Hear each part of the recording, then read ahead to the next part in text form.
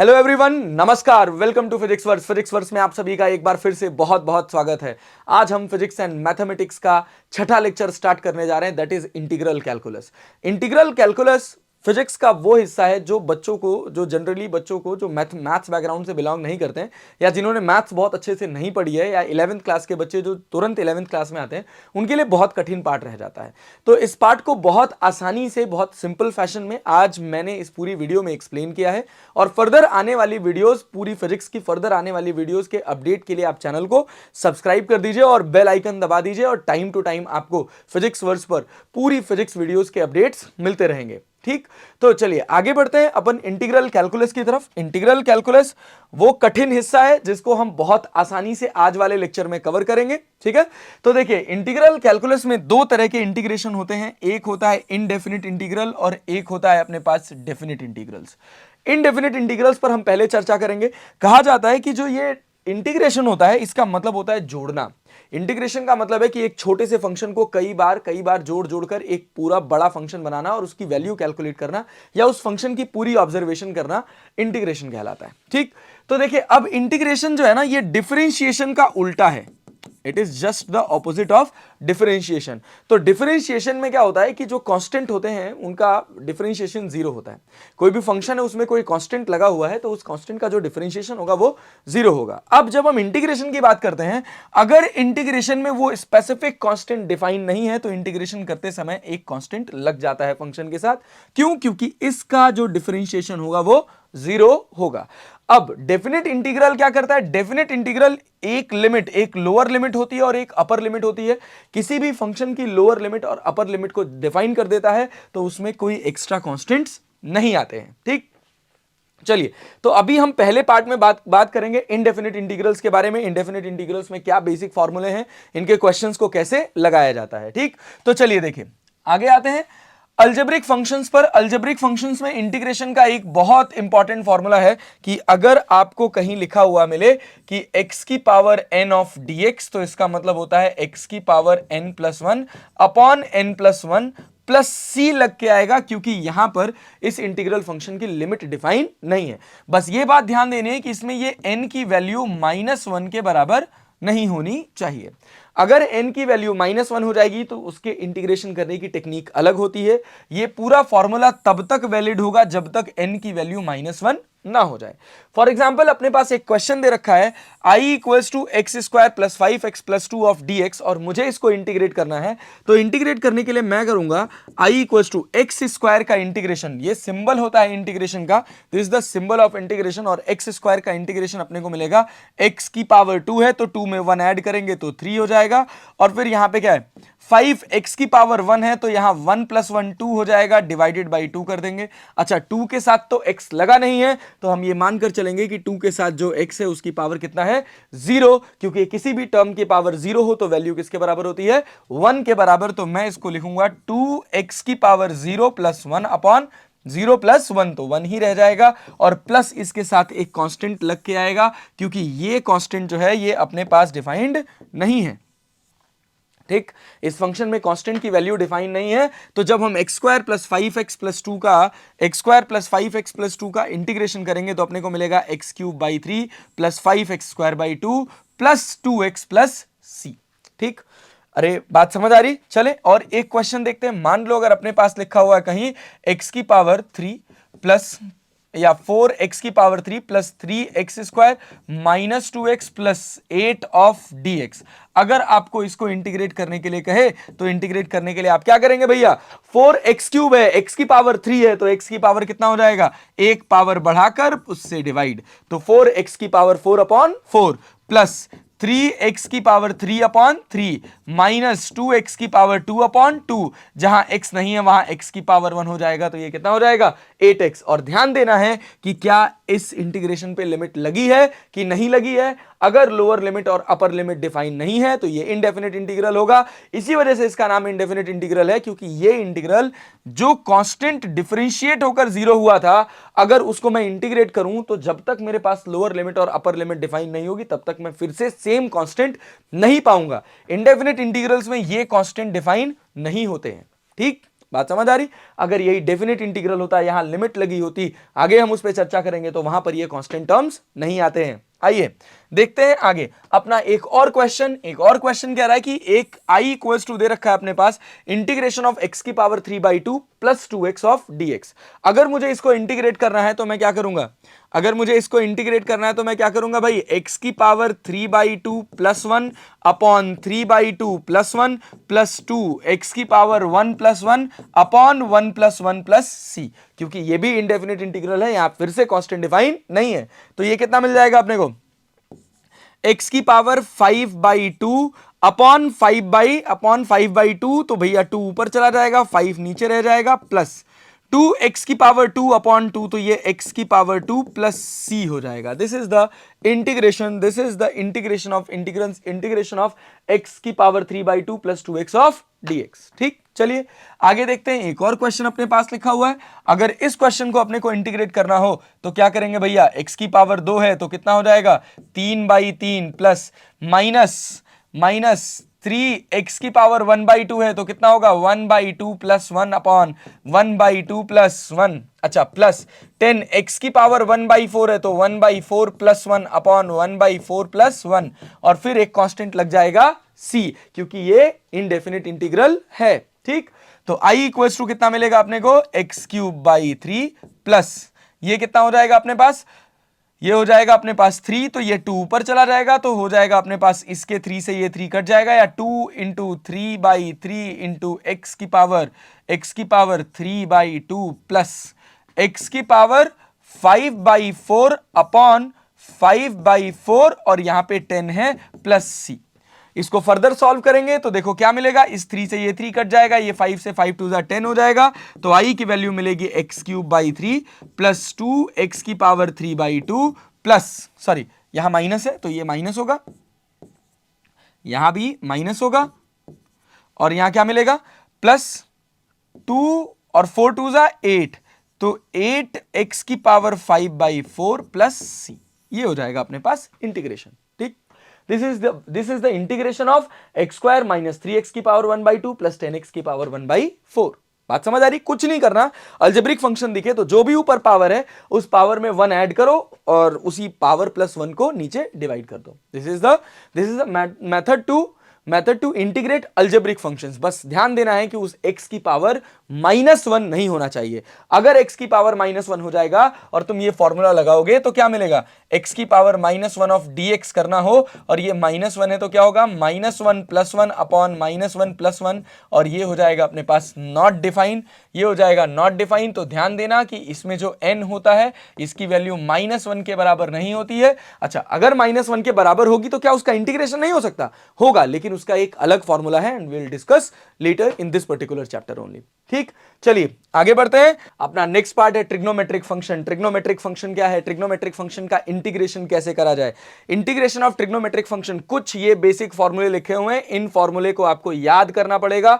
अगर ये फॉर्मूले आप याद करेंगे तभी आप ट्रिग्नोमेट्रिक फंक्शन के इंटीग्रेशन कर पाएंगे। जैसे अपन डिफरेंशिएशन में याद करते थे कि sin x का cos x का minus sin x, tan x का sec² x, cot x का माइनस cot x का माइनस ऑफ cosec² x। अरे बात समझ आ रही है? फिर sec x का पढ़ा था sec x into tan x, अरे पढ़ा था भाई, और cosec x का पढ़ा था minus of cosec x into cot x। तो वैसे ही यहां पर भी है। अच्छा, ये जो फॉर्मूले निकल कर आए हैं ये डिफरेंशिएशन वाले फॉर्मूले से ही निकल कर आए हैं। अब डिफरेंशिएशन वाले फॉर्मूले को कैसे इंटीग्रेशन वाला फॉर्मूला बनाया जाता है?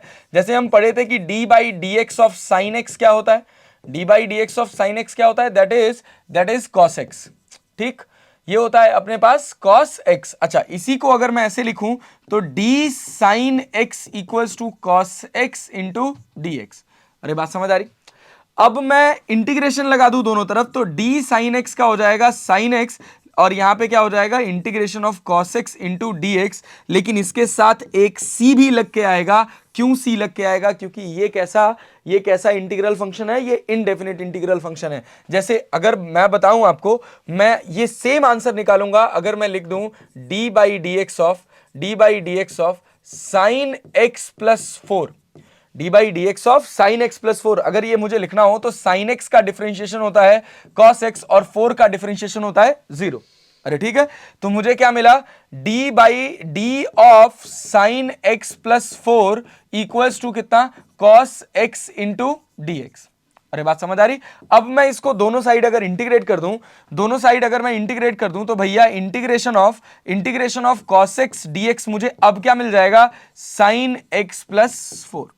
अरे मिल जाएगा भाई। तो देखो यहां cos x dx का integration sin x plus c है। इस c की वैल्यू 0 भी हो सकती है और ये कोई नॉन जीरो फंक्शन हो सकता है। बस ये c डिफाइन तब हो जाएगा जब ये इनडेफिनिट इंटीग्रल क्या बन जाएगा, definite integral. Otherwise cos x का जब आप इंटीग्रेशन करेंगे, cos x dx करेंगे तो आपको क्या मिलेगा, sin x। अच्छा उधर क्या होता था, cos x का डिफरेंशिएशन माइनस sin x होता था, तो यहां पर sin x dx का जो इंटीग्रेशन होगा वो क्या होगा, minus of cos x plus c। याद रखना है sin x dx का integration minus of cos x plus c होता है, cos x dx का plus sin x plus c होता है, sec x into tan x का sec x प्लस c होता है, cosec x into cot x का minus of cosec x plus c होता है, sec square x of dx का टेन एक्स प्लस सी होता है, cosec square x of dx का minus of cot x plus c होता है, और टेन एक्स डीएक्स का याद रखना, टेन एक्स डीएक्स ये एक दो बार आपको फिजिक्स के अच्छे क्वेश्चंस में देखने को मिलेगा। टेन एक्स डीएक्स का integration log sec x plus c होता है। ठीक, ये कुछ बेसिक ट्रिग्नोमेट्रिक फॉर्मूले हैं जो आपको पता होने चाहिए। अगर आपको ये सारे के सारे ट्रिग्नोमेट्रिक फॉर्मूले याद रहेंगे तो आप इंटीग्रेशन आसानी से कर पाएंगे। ठीक, चलिए देखते हैं। इसके अलावा इंटीग्रेशन के अलावा दो फॉर्मूले और अपने पास मिले। एक मिला अपने पास 1/x of dx, 1/x of dx, इसका मतलब x की पावर -1। अभी मैंने बात करी कि अगर x की पावर -1 हो जाए तो वो x की पावर n+1/n+1 से इंटीग्रेट नहीं होता। उसके इंटीग्रेशन का एक अलग फॉर्मूला है कि अगर आपको मिला 1/x ऑफ dx तो ये हो जाता है नेचुरल लॉग x। आपने पढ़ा होगा डिफरेंशिएशन में नेचुरल लॉग x का डिफरेंशिएशन 1/x होता है, तो यहां 1/x का इंटीग्रेशन क्या होगा, natural log x plus c। इसी वजह से लगा रहे हैं क्योंकि इसमें कांस्टेंट डिफाइन नहीं है, क्योंकि ये कैसा इंटीग्रल है, इनडेफिनेट इंटीग्रल्स। ठीक, चलिए आगे बढ़ते हैं। एक और फॉर्मूला है अभी, e की पावर x ऑफ dx। हमने पढ़ा था कि e की पावर x अगर कोई फंक्शन है और उसको मैं डिफरेंशिएट करूं तो उसमें कोई चेंज नहीं होता, तो मैं इंटीग्रेट करूंगा तो भी उसमें कोई चेंज नहीं होगा, वो e की पावर x ही रहेगा।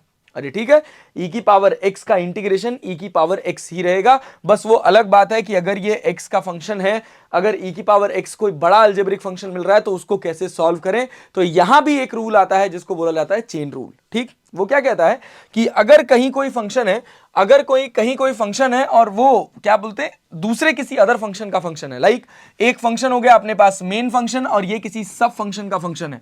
मेन फंक्शन है एक और एक सब फंक्शन का फंक्शन है, और उसको अगर आपको इंटीग्रेट करना है तो आप कैसे इंटीग्रेट करेंगे, तो सिंपली आप करते क्या है, f ऑफ gx को पहले इंटीग्रेट करते हैं, पहले मेन फंक्शन को इंटीग्रेट करते हैं, फिर जो दूसरा फंक्शन है, डिफरेंशिएशन में क्या करते थे, डिफरेंशिएट करके मल्टीप्लाई और यहां डिफरेंशिएट करके डिवाइड। अरे बात समझ आ रही, पहले डिफरेंशिएशन में डिफरेंशिएट करके मल्टीप्लाई करते थे, यहां डिफरेंशिएट करके डिवाइड करेंगे। याद रखिएगा, डिफरेंशिएट करके डिवाइड करेंगे इंटीग्रेशन में अगर कोई फंक्शन का फंक्शन है।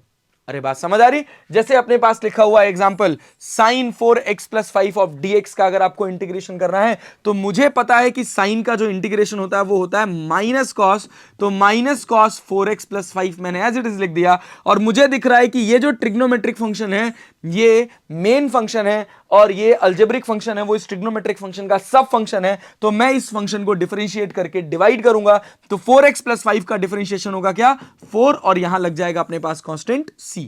अरे बात समझ आ रही, तो देखो क्या हो गया, sin 4x plus 5 of dx का हो गया minus cos 4x plus 5 divided by 4 plus c। अरे बात समझ आ रही, चलें आगे बढ़े और आगे देखते हैं और कुछ क्वेश्चंस हैं क्या इस पर बेस्ड, नहीं तो हम एक दो क्वेश्चन और बना लेते हैं अपनी तरफ से। मान लीजिए मैं कह रहा हूं एग्जांपल में कि अगर मुझे एक क्वेश्चन मिला e की power 2x plus 4 of dx, और अगर मुझे इसको इंटीग्रेट करना है तो मैं कैसे इंटीग्रेट करूंगा, तो मुझे पता है कि किसी भी एक्सपोनेंशियल फंक्शन का इंटीग्रेशन सेम फंक्शन होता है, तो मैं यहां पे लिखूंगा e की पावर 2x प्लस 4। लेकिन मुद्दे वाली बात क्या है, e की पावर 2x प्लस 4 तो मैंने एज इट इज लिख दिया भैया, लेकिन समझने वाली बात यह है कि अभी ये जो अलजेब्रिक फंक्शन है वो इस पूरे एक्सपोनेंशियल फंक्शन का सब फंक्शन है, तो मैं इसको डिफरेंशिएट करके डिवाइड करूंगा। तो 2x प्लस 4 का डिफरेंशिएशन होगा कितना, 2 प्लस सी। तो मेरा जो आंसर मिलेगा वो मिलेगा e की power 2x plus 4 divided by 2 plus C. Same as अगर मुझे कहीं ये तो पता है कि 1 अपॉन एक्स का इंटीग्रेशन नेचुरल लॉग एक्स होता है, लेकिन अगर यहीं कहीं लिखा हुआ मिल जाए 1 upon a x plus b of d x और मुझसे कह दे कि भैया इसको इंटीग्रेट करो, तो इसको इंटीग्रेट करने के लिए देखो डिनोमिनेटर में एक्स है और एक्स की पावर कितना है 1। अगर एक्स की पावर 1 है तो इसका इंटीग्रेशन होगा नेचुरल लॉग ए एक्स प्लस बी। कोई दिक्कत वाली बात नहीं है, बट ध्यान देने वाली बात यह है कि ये जो फंक्शन है ये मेन फंक्शन का सब फंक्शन है। तो मैं क्या करूंगा, ए एक्स प्लस बी को डिफरेंशिएट करके डिवाइड करूंगा। ए एक्स प्लस बी का डिफरेंशिएशन कितना होता है ए, और फिर यहां पे लग जाएगा कांस्टेंट सी। इसको कहते हैं चेन रूल। ऐसे जैसे छोटे छोटे न्यूमेरिकल्स आपको यहां दिख रहे हैं, ऐसे ही छोटे छोटे फॉर्मेशंस आपको फिजिक्स में बनेंगे, लेकिन उन फॉर्मेशंस को बहुत अच्छे से समझने के लिए आपको ये सारी चीजें बढ़िया से आपके दिमाग में बैठी रहनी चाहिए। अगर ये सारी चीजें आपको नहीं आती रहेंगी सर, तो आप पूरे फिजिक्स स्ट्रगल करते फिरेंगे। ठीक है, देखिए ये पूरा 11वीं क्लास ये क्लासिकल मैकेनिक्स है।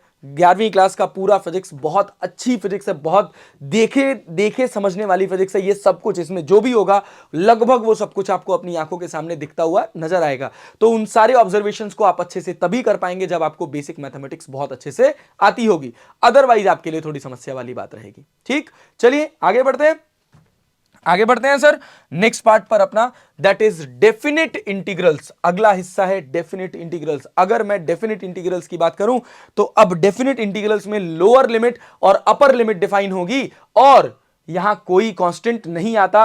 वो लोअर लिमिट और अपर लिमिट ही जस्टिफाई करती है कि जो भी वैल्यू बनेगी उसकी स्पेसिफिक रेंज क्या होगी, वो कहां से लेकर कहां तक के बीच में लाई करेगी। ठीक, चलिए देखते हैं कि अगर मेरे पास कोई इंटीग्रल फंक्शन है a से लेकर b तक fx ऑफ dx, तो इसका मैं इंटीग्रेशन करूंगा तो मैं लिखूंगा fx b to a, sorry यहां a टू b है, तो ये होगा अपना a और ये होगा अपना b, टाइपिंग मिस्टेक। ठीक, नीचे होगा a और ऊपर होगा b, that is lower limit to upper limit. और इसको सॉल्व करने का तरीका है, एक बार x की जगह b रखेंगे, फिर माइनस साइन लगाएंगे, फिर x की जगह a रखेंगे, that is upper limit minus lower limit. चलिए देखते हैं। तो पहला क्वेश्चन डायरेक्टली क्वेश्चन से आते हैं, इंटीग्रेशन अपने को आता है, बस डेफिनेट इंटीग्रल्स में हम लिमिट्स को कैसे रख के सॉल्व करते हैं यही देखना है। ठीक है, अच्छा इसमें मैंने कुछ और इंटीग्रेशंस इन्वॉल्व करे हुए हैं जो आपको फिजिक्स में बहुत ज्यादा यूज करने को मिलेंगे। तो देखिए क्या है कि i equals to 1 to 3 2x square plus x minus 10 of dx। तो जैसे आप नॉर्मल इंटीग्रेशन करते थे वैसे ही इसको भी करना है। तो ये क्या होगा, 2x की power 3 divided by 3 plus x square divided by 2 minus 10x, बस माइनस 10। यहां x की पावर कुछ नहीं था तो x आ गया बस, लेकिन अब यहां पे c नहीं लगाएंगे और यहां पर लिमिट बनाएंगे 1 से लेकर 3 तक। एक बार x की जगह 3 रखेंगे और एक बार x की जगह 1 रखेंगे। ठीक है, तो जो भी वैल्यू मिलेगी वो इसकी डेफिनेट वैल्यू मिलेगी, और वो क्या होगा, 2 इंटू एक्स की जगह 3 रख देंगे तो 3 3 जा 9, 9 3 जा 27 डिवाइडेड बाई कितना हो जाएगा 3, प्लस एक्स स्क्वायर, एक्स की जगह एक बार फिर से 3 रखेंगे एक्स स्क्वायर तो कितना हो जाएगा 9/2 माइनस 10 इंटू 3। अब फिर उसके बाद ये तो हो गई पूरी अपने पास कौन सी लिमिट, अपर लिमिट। अब लोअर लिमिट की बात करते हैं, मतलब जहां जहां एक्स था वहां क्या रखेंगे 1 और लगाएंगे माइनस साइन। तो अगर मैं 1 रखूंगा तो क्या मिलेगा मुझे 2/3 प्लस 1/2 माइनस 10। ठीक है, अब मैं इसको सॉल्व करूंगा, अब मैं इसको फर्दर सॉल्व करूंगा तो मुझे क्या मिलेगा भैया, देखो 3 से ये 9 हो जाएगा तो ये हो जाएगा अपने पास कितना, ये हो जाएगा अपने पास कितना 18 प्लस 9/2 माइनस 30, इधर कितना हो जाएगा माइनस ऑफ 2/3 प्लस 1/2 और फिर माइनस 10। अरे ठीक है, लेकिन ये माइनस जब अंदर मल्टीप्लाई होगा, ये लोअर लिमिट है पूरी, ये अपर लिमिट था, जब माइनस अंदर मल्टीप्लाई करेंगे तो ये 2/3 नेगेटिव हो जाएगा।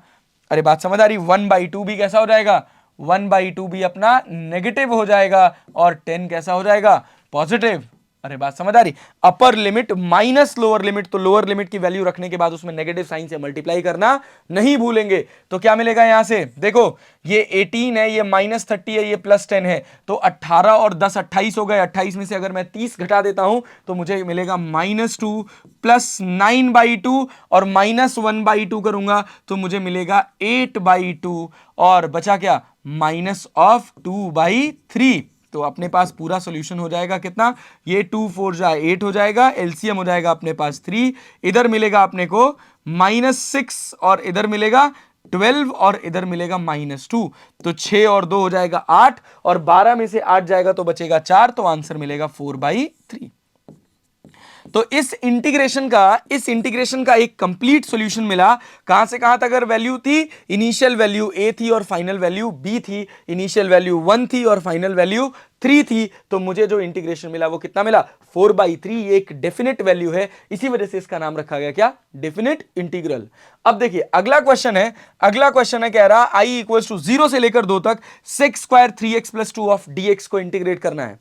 तो अगर आपको फॉर्मूला पता होगा कि sec² x का इंटीग्रेशन क्या होता है तब तो आप कर पाएंगे। अब आपको फॉर्मूला ही नहीं पता सर, तो आप कैसे करोगे यार। तो इस वजह से इट्स अ हम्बल रिक्वेस्ट कि फॉर्मूला जरूर याद करके रखना है। अगर आप फॉर्मूले नहीं याद करेंगे सर, बेसिक मैथमेटिक्स में अगर आप फॉर्मूले नहीं याद करेंगे तो आप क्वेश्चंस अच्छे से नहीं कर पाएंगे।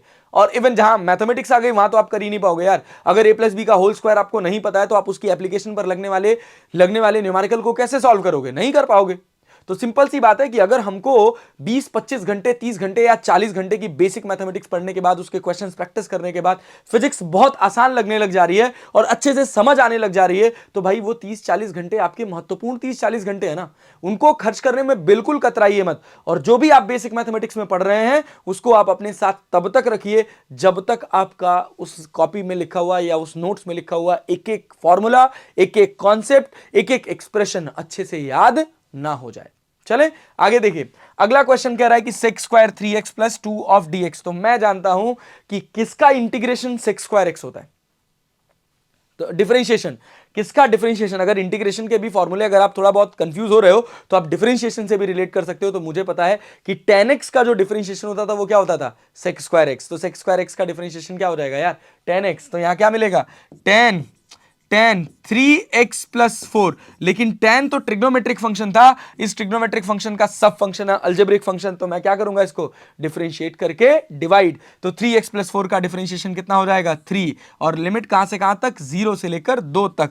तो एक बार मैं x की जगह 2 रखूंगा और एक बार मैं x की जगह 0 रखूंगा। तो जब मैं x की जगह 2 रखूंगा 1/3 मेरा बाहर आ जाएगा अपर लिमिट। तो क्या मिलेगा मुझे, tan 3 2 6 एंड 6 + 4 कितना हो जाएगा, 6 + 4 कितना हो जाएगा, 10 माइनस 10। अब मैं x की जगह 0 रख दूंगा तो क्या मिल जाएगा अपने को, 4। This is the solution of the above equation. अच्छा, tan 10 - tan 4 करके tan 6 मत लिख देना भैया, ये ट्रिग्नोमेट्रिक फंक्शन है, इनके एंगल्स ऐसे माइनस नहीं होते हैं। बहुत महारथी आते हैं, बहुत लोगों को बहुत कुछ लगता है। तो प्लीज आप मैथमेटिक्स को बहुत अच्छा रखिएगा।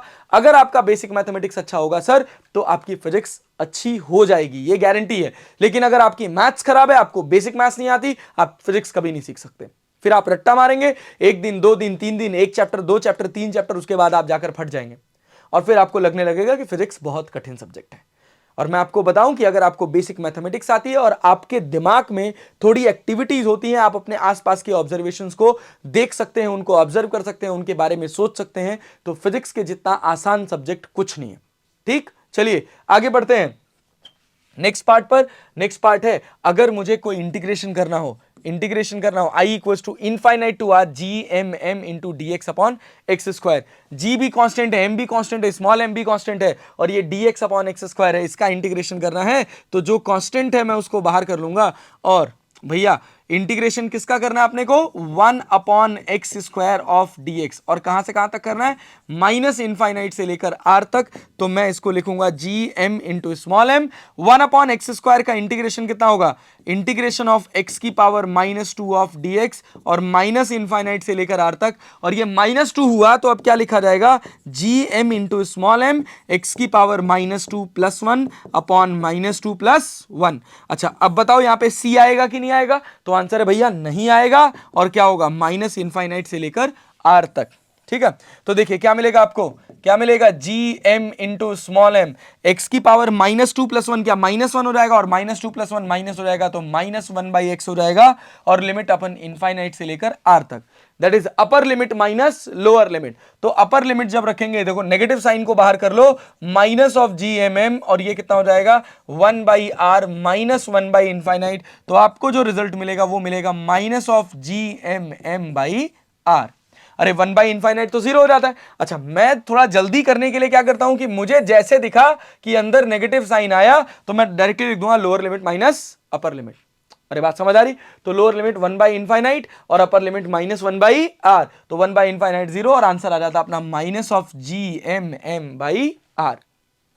जब आप ग्रेविटेशन चैप्टर पढ़ेंगे तो इसी को आप एक नाम से जानेंगे जिसको कहा जाएगा gravitational potential energy at the surface of the earth where r is the radius of earth. अब समझिए, ग्रेविटेशन का एक कैलकुलेशन आपको यहां देखने को मिला, तो ये कैलकुलेशन आप तभी कर पाएंगे ना सर जब आपको इंटीग्रेशन की ट्रिक्स पता होंगी, इंटीग्रेशन कैसे करते हैं इसके बारे में, इंटीग्रेशन के मेथड्स आपको पता होंगे, तभी आप फिजिक्स समझ पाएंगे। अदरवाइज फिजिक्स समझना आसान बात नहीं है। इसी वजह से फिजिक्स कठिन लगती है, क्योंकि फिजिक्स क्या है, मैथमेटिक्स के साथ इंटीग्रेटेड है। मैथमेटिक्स जो है वो फिजिक्स का एक एक्सप्रेशन है, और अगर आपको बेसिक मैथमेटिक्स बहुत अच्छे से नहीं आएगी तो मैं बार बार कह रहा हूं आपसे फिजिक्स अच्छी होने वाली नहीं है। चलिए आगे बढ़ते हैं। अपना नेक्स्ट क्वेश्चन है, कह रहा है 0 से लेकर पाई तक sine square x of dx को इंटीग्रेट करना है।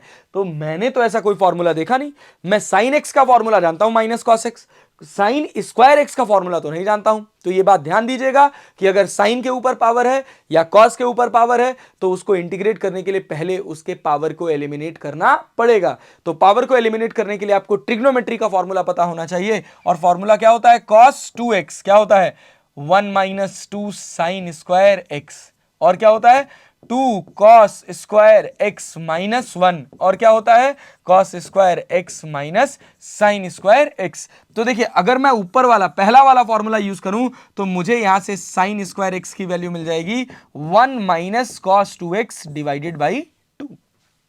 ठीक, अब मुझे मिल गया 1 minus cos 2x divided by 2। अब ये कॉस का लीनियर फंक्शन हो गया। अब मैं क्या करूंगा, इसको उठा के पावर एलिमिनेट कर दिया, पावर एलिमिनेट करके इसको ऊपर रख दूंगा, और फिर मैं इसको इंटीग्रेट करके इसका आंसर निकालूंगा। तो देखो, इंटीग्रेशन क्या है अपने पास, इंटीग्रेशन क्या अपने पास, sine square x of dx, तो मैं क्या लिखूंगा 1 minus cos 2x by 2 of dx.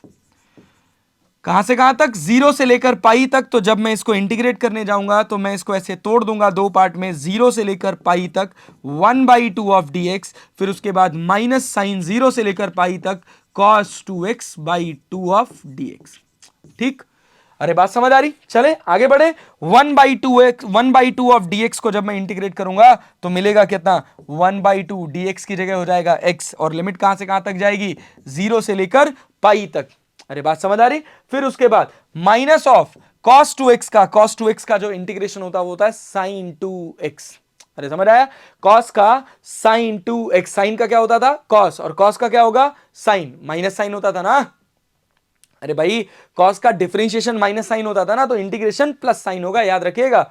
sin x का इंटीग्रेशन जो डिफरेंशिएशन होता था cos x होता था, तो sin x का जो इंटीग्रेशन होगा वो क्या होगा माइनस cos x। तो यहां पे अपने पास क्या है cos 2x, तो 1 बाई 2 को मैंने बाहर कर लिया, cos 2x का हो जाएगा अपने पास कितना sin 2x डिवाइडेड बाई 2, और इसकी भी लिमिट कहां से कहां तक, 0 से लेकर पाई तक। डिवाइडेड बाई 2 क्यों करा, क्योंकि cos का तो साइन हो गया, लेकिन ये एक अलजेब्रिक फंक्शन भी है जो सब फंक्शन है ट्रिग्नोमेट्रिक फंक्शन का, तो मैं चेन रूल से उसको डिफरेंशिएट करके डिवाइड करूंगा। अगर मैं डिफरेंशिएट करके डिवाइड करना भूल गया तो मेरा आंसर नहीं आएगा। चलिए देखिए, तो अब मैं इसको सॉल्व करूं तो x की जगह एक बार पाई रखेंगे और एक बार x की जगह 0 रखेंगे, तो एक बार पाई रखेंगे तो ये मिलेगा अपने पास पाई बाई 2। अब यहां पर आ जाइए, माइनस 1 बाई 4 लिख दिया जाए इसको, और यहां पर क्या होगा साइन x की जगह एक बार पाई रखेंगे तो कितना हो जाएगा 2 पाई, और दूसरी बार x की जगह 0 रखेंगे तो क्या हो जाएगा साइन 0। तो साइन 2 पाई की भी वैल्यू 0 होती है और साइन 0 की भी वैल्यू 0 होती है, तो भैया मुझे आंसर क्या मिलेगा पाई बाई 2। क्या मिलेगा pi by 2। The integration of sine square x of dx is pi by 2। It is very important integration, और इसका फिजिक्स के न्यूमेरिकल्स में भर भर के यूज होगा।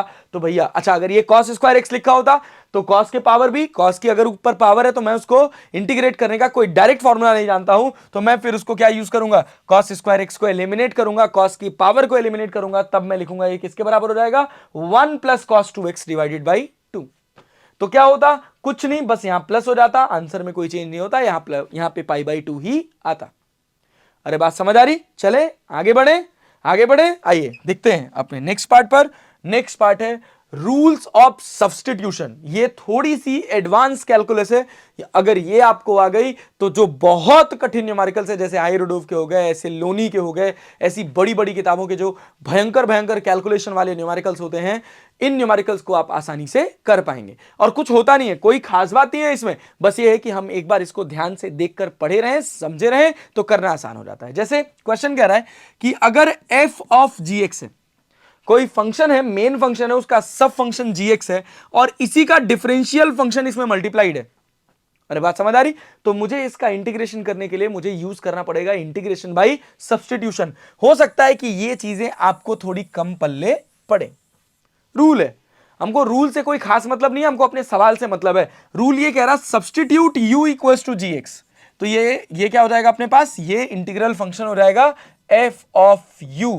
और देखो अब मैं इसको डिफरेंशिएट करूंगा तो ये कितना हो जाएगा, g dash x into d x. तो g dash x into d x की जगह मैं लिख दूंगा कितना, du। तो ये हो जाएगा अपने पास fu प्लस c, और फिर बाद में u की लिमिट उठा के रख देंगे, यहां पे क्या हो जाएगा f of gx plus c। हो सकता है आपको पल्ले ना पड़े, बट मेरी गारंटी है कि न्यूमेरिकल आपको समझ आएगा। देखिए क्या कह रहा है कि 0 से लेकर 2 तक आपको इंटीग्रेट करना है एक फंक्शन को under root of 1 plus x square into 2x of dx। तो मुझे दिख रहा है कि ये 1 प्लस एक्स स्क्वायर जो है ना, अगर मैं इसको डिफरेंशिएट करूं तो 2x के बराबर आएगा। और ध्यान दीजिएगा कि ये इंटीग्रेशन यहीं तक है। अरे ठीक है, तो मैं क्या कहूं, मैं करूंगा कि 1 प्लस एक्स की पावर 2 है, इसको मैं मान लूं 1 प्लस एक्स स्क्वायर को मैं मान लूं u, और मैं इसको डिफरेंशिएट करूं तो 1 का डिफरेंशिएशन कितना हो जाएगा, 0। एक्स स्क्वायर का कितना हो जाएगा, 2x इंटू डी एक्स, और इधर क्या हो जाएगा, du। अरे हो जाएगा भाई, अरे क्लियर है। चलिए देखिए तो क्या मिलेगा यहां से, क्या मिलेगा यहां से भैया कि du की वैल्यू मिल गई 2x dx, तो मुझे दिख रहा है 2x dx, इसकी जगह मैं लिख दूंगा du, और 1 प्लस एक्स स्क्वायर की जगह क्या लिख दूंगा, u। तो मेरे पास हो जाएगा u की पावर 1/2 ऑफ du। अब गेम यहां समझने वाली बात है कि यहां लिमिट 0 थी, यहां 2 थी, तो क्या यहां भी लिमिट 0 और 2 रहेगी, क्या लिमिट यही रहेगी या लिमिट बदल जाएगी? भाई अगर फंक्शन बदल गया तो क्या लिमिट भी बदल जाएगी? तो आंसर है हाँ, लिमिट भी बदल जाएगी। तो अब मैं लिमिट क्या लगाऊं भाई, अब लिमिट क्या लगाया जाए? अब लिमिट लगाने के लिए आपको लिमिट निकालनी पड़ेगी। तो आपने फंक्शन क्या माना है, 1 plus x square equals to u. अब इससे आपको u की इनिशियल लिमिट मिलेगी और u की फाइनल लिमिट मिलेगी। इनिशियल लिमिट x की कितनी थी, 0। At x equals to 0 u की वैल्यू कितनी हो जाएगी, u की वैल्यू हो जाएगी आपके पास 1। तो ये u की कौन सी लिमिट हो जाएगी, lower limit. At x equals to 2 u की वैल्यू कितनी हो जाएगी, u की वैल्यू कितनी हो जाएगी भैया, x इक्वल्स टू 2 रखोगे तो 1 प्लस 4 दैट इज 5, और ये होगी u की अपर लिमिट। अरे बात समझ आ रही? मतलब जब मैंने फंक्शन को कन्वर्ट करा तो ये इंटीग्रेट होगा आप कहां से कहां तक, अब ये इंटीग्रेट होगा कहां से कहां तक, 1 से लेकर 5 तक। तो अब मैं इसको फर्दर सॉल्व करूं, फर्दर इंटीग्रेट करूं तो इंटीग्रेशन कितना मिलेगा, u की पावर 1/2 प्लस 1 अपॉन 1/2 प्लस 1, और लिमिट कहां से कहां तक, लिमिट 1 से लेकर 5 तक। अरे समझ आया, लिमिट 1 से लेकर 5 तक। तो जब 1 से लेकर 5 तक जा रही है तो मैं इसको सॉल्व करूंगा तो मुझे तो मिलेगा u की वैल्यू 3/2, और यहां पे हो जाएगा अपने पास 2/3। 1 से लेकर 5, अरे भाई 3/2, 2 ऊपर चला जाएगा तो 2/3 हो जाएगा। एक बार u की जगह 5 रखेंगे और फिर एक बार u की जगह 1 रखेंगे, 2/3 को कॉमन कर लेंगे तो मिलेगा क्या, 5 की पावर 3/2 माइनस 1। अरे समझ आया? अब मैं 1 रखूंगा तो ये तो 1 की पावर तो कुछ भी हो 1 ही रहता है, 2/3 को मैंने बाहर कर दिया तो ये मेरा इंटीग्रेशन हो गया, that is integration by substitution. ठीक, चलिए आगे बढ़ते हैं, एक और क्वेश्चन देखते हैं इंटीग्रेशन बाय सब्स्टिट्यूशन का, that is 2x dx upon cube root of x square plus 1। तो मुझे दिखा रूट के अंदर जो फंक्शन है एक्स स्क्वायर प्लस 1, अगर मैं इसको u मान लूं तो इसका जो डिफरेंशिएशन होगा क्या 2x dx के बराबर होगा? तो आंसर है हाँ भाई। तो इसको डिफरेंशिएट करो तो ये हो जाएगा अपने पास कितना, 2x dx, और u का डिफरेंशिएशन कितना हो जाएगा, du। अरे बात समझ आ रही? तो ये हो गया अपने पास कितना, 2x dx equals to du। तो देखो मैं क्या लिखूंगा, 0 से लेकर 2 तक 2x dx की जगह मैं लिख दूं du, और एक्स स्क्वायर प्लस 1 की जगह u लिख दूं, क्यूब रूट है तो इसको मैं क्या लिख सकता हूं, क्यूब रूट है तो भाई पावर क्या हो जाएगा, 1/3। क्यूब रूट का मतलब पावर 1/3। अरे समझ आया? चलो अब ये पावर 1/3 हो गया, मुझे इसको इंटीग्रेट करना है तो मुझे दिखा कि ये पावर 1/3 को जब मैं ऊपर लेके जाऊंगा तो -1/3 हो जाएगा, तो मैं इसको इंटीग्रेट कर पाऊंगा u की पावर -1/3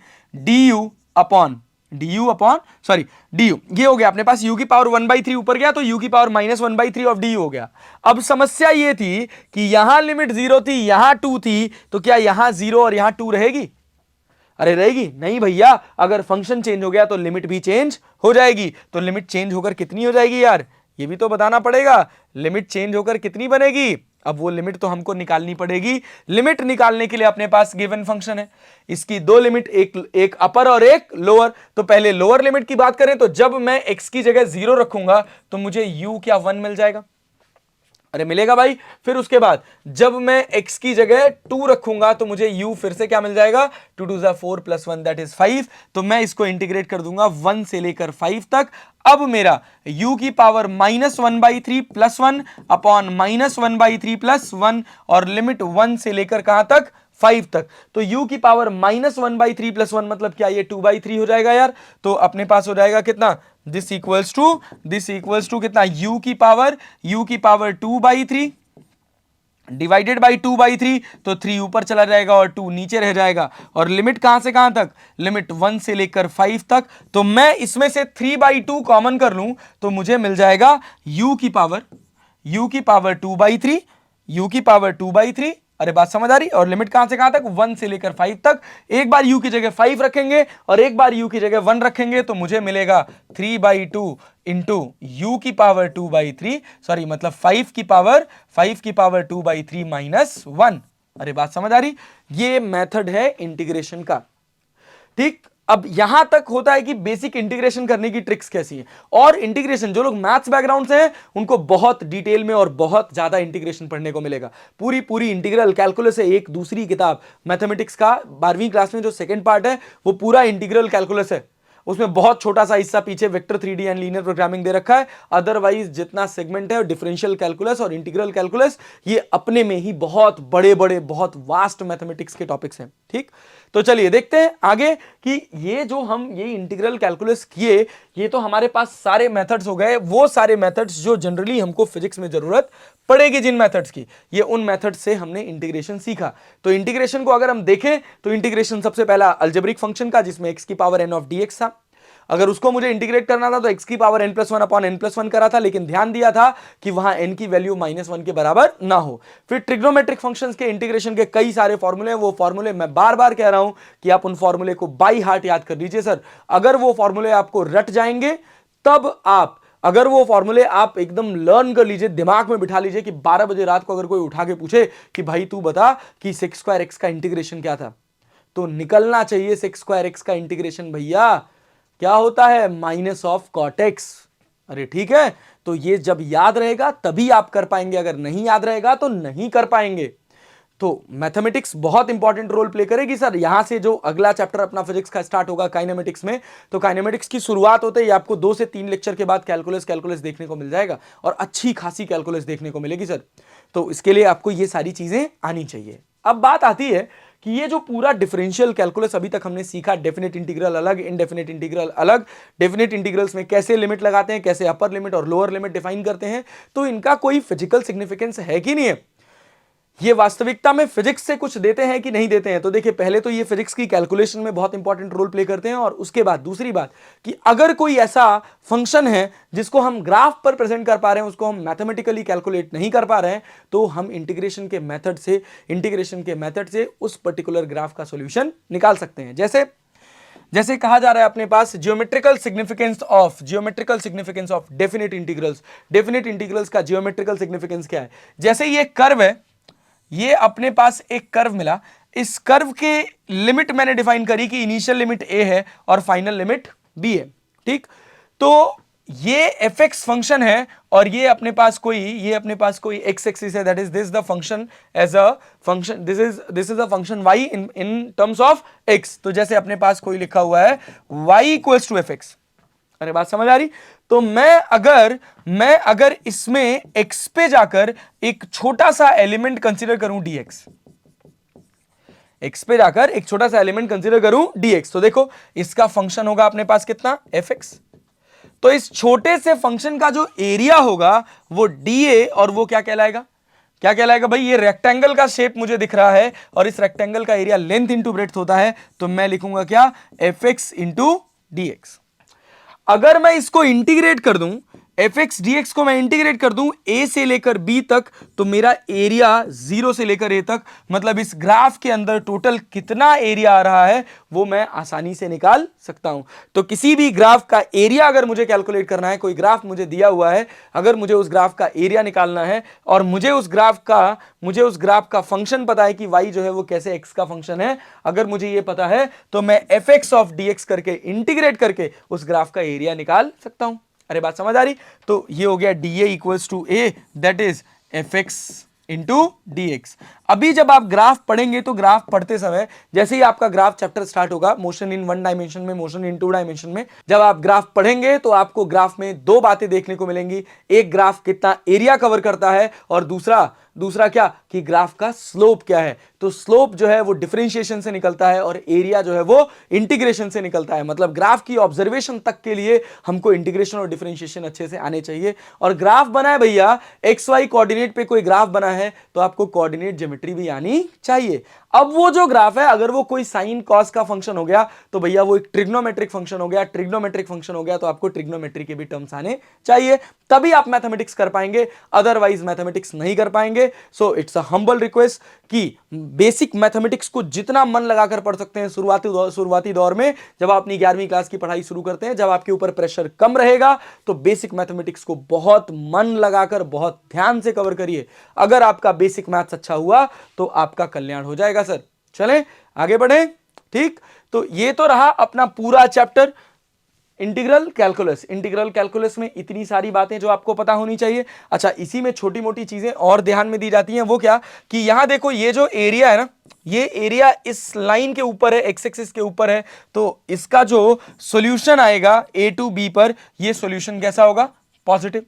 अगर मेरा कोई ग्राफ ऐसे नीचे से बन रहा है और मुझे इसकी दो लिमिट्स में ये एरिया निकालना है, तो भैया यहां जब मैं एरिया निकालने के लिए fx dx यूज करूंगा तो जो मेरा आंसर आएगा वो क्या आएगा, वो आएगा नेगेटिव, ठीक, क्योंकि एरिया रेफरेंस लाइन के नीचे चला गया।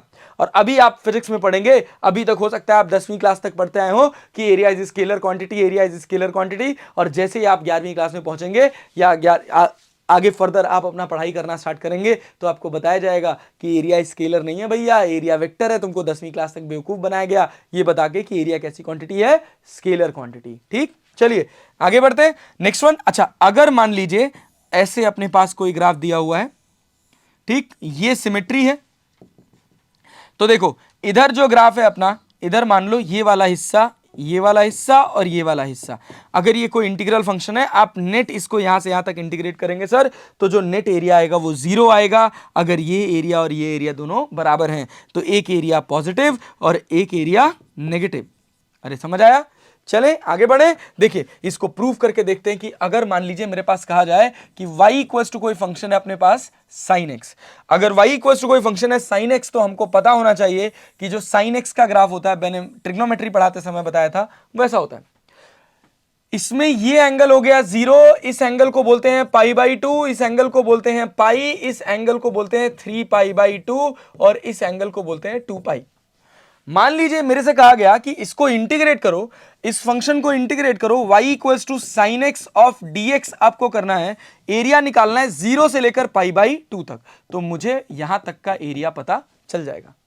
अरे भाई पता चल जाएगा कैसे, साइन एक्स का इंटीग्रेशन क्या होता है, साइन एक्स का इंटीग्रेशन होता है माइनस कॉस एक्स, और लिमिट कहां से कहां तक, 0 से लेकर π/2 तक। अरे समझ आया? तो देखो जब अंदर नेगेटिव आ जाए तो तुम लिखो lower limit minus upper limit. अरे समझ आया? तो लोअर लिमिट की वैल्यू कितनी होगी, लोअर लिमिट की वैल्यू 0 है और अपर लिमिट की वैल्यू π/2 है, तो cos 0 होता है अपने पास 1 और cos पाई की वैल्यू होती है कितनी, 0। तो y मिल जाएगा अपने पास कितना, 1 यूनिट। अरे समझ आया? अब देखो अगर यही एरिया तुमको निकालना होता, कहीं इस वाले हिस्से का, ये जो नीचे वाला हिस्सा है, इस हिस्से का अगर तुमको एरिया निकालना होता तो तुम क्या करते, कहां से कहां तक, पाई से लेकर कहां तक जाते, 3π/2 तक। अब इंटीग्रेट करके देखो तो भैया साइन एक्स का इंटीग्रेशन तो वही रहना है, माइनस कॉस एक्स ही रहना है। अरे समझ आया क्या, ये अपने पास y equal to sine x है, तो मैं इसका इंटीग्रेशन कर रहा हूं, यहां आई लिखा जाएगा। ये एरिया अंडर द कर्व देगा आपको, इंटीग्रेशन हमेशा क्या देगा, एरिया अंडर द कर्व। तो यहां पर जो आई मिलेगा या जो एरिया मिलेगा वो क्या क्या मिलेगा भैया, पाई से लेकर कहां से कहां तक, पाई से लेकर 3π/2 तक। तो देखो आई की वैल्यू कितनी है अपने पास, आई की वैल्यू कितनी, आई की वैल्यू माइनस कॉस एक्स और लिमिट पाई से लेकर 3π/2 तक। तो अंदर नेगेटिव आए तो लोअर माइनस अपर, तो कॉस पाई माइनस कॉस 3π/2। अब देखो कॉस पाई की वैल्यू कितनी हो जाएगी, कॉस पाई की वैल्यू कितनी हो जाएगी, अरे हो जाएगी यार, कॉस पाई की वैल्यू अपने पास कितनी हो जाएगी, +1 की -1, तो आंसर है -1। और कॉस 3π/2 अपने पास कितना हो जाएगा, 0। तो आई कितना आ गया, -1। अब देखो जितना एरिया ये है उतना ही एरिया ये भी है, बस फर्क क्या है कि ये इसके ऊपर आ रहा है तो पॉजिटिव आ रहा है, ये इसके नीचे आ रहा है तो नेगेटिव आ रहा है। अच्छा एक और बात कि देखो 0 से लेकर π/2 में जितना एरिया आ रहा है, क्या उतना ही एरिया π/2 से पाई में भी आ रहा है, अरे यार भाई, तो अगर ये एरिया 1 यूनिट है तो ये एरिया भी कितना होगा, 1 यूनिट। ये कितना था, -1 यूनिट। तो मैं अगर इतने सेगमेंट में इस ग्राफ ने कितना एरिया कवर किया उसकी बात करूंगा तो आंसर कितना आएगा, 0। 1 unit positive, 1 unit negative, net area कितना, 0। इंटीग्रेशन कहां से कहां तक, प्रूव करके देखते हैं, π/2 से लेकर 3π/2 तक। तो क्या मिलेगा, माइनस कॉस एक्स, और कहां से कहां तक, पाई से लेकर कहां तक, π/2 से लेकर कहां तक, 3π/2 तक। तो देखो यहां पे क्या हो जाएगा, cos π/2 माइनस कॉस 3π/2, क्योंकि अंदर नेगेटिव साइन था तो मैंने lower limit minus upper limit कर दिया, अदरवाइज फॉर्मूले के हिसाब से अपर लिमिट माइनस लोअर लिमिट होता है। तो देखो cos π/2 की भी वैल्यू 0 होती है, cos 3π/2 की भी वैल्यू 0 होती है, 0 में से 0 घटाओगे तो क्या मिलेगा, 0।